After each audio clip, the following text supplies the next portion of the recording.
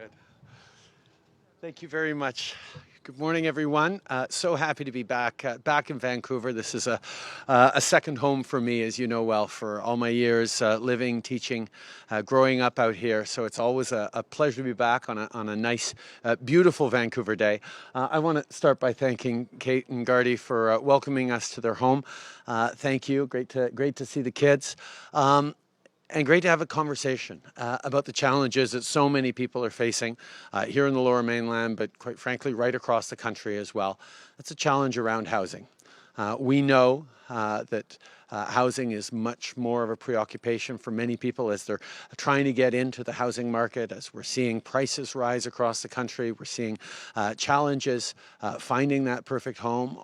And that's why this government chose to make three big moves in our last budget that are going to help families across the country get into this housing market.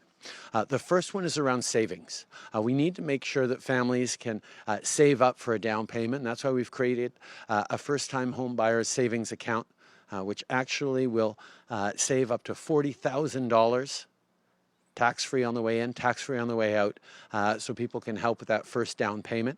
And I know for a lot of people that'll make a big difference. We're also going to move forward on increasing supply. We know the reality is there's just not enough supply of homes out there in the country. That's why we're committing $4 billion to work with municipalities on the Accelerated Housing Fund to make sure that whether it's through density or zoning or new projects, municipalities can actually respond to this supply crisis and double the number of new housing starts across the country over the coming decade. That's going to be a key part because we continue to be a growing country. We continue to welcome in people from around the world. We continue to see young people like Charles and Hudson wanting to get into the market in the coming years. They need to be able to have homes to get into.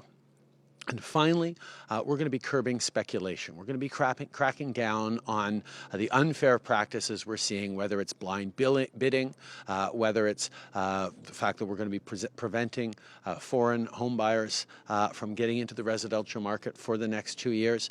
We're going to continue to look at ways to make sure that the market is fairer by stepping up on a home buyer's bill of rights to make the situation fairer for people.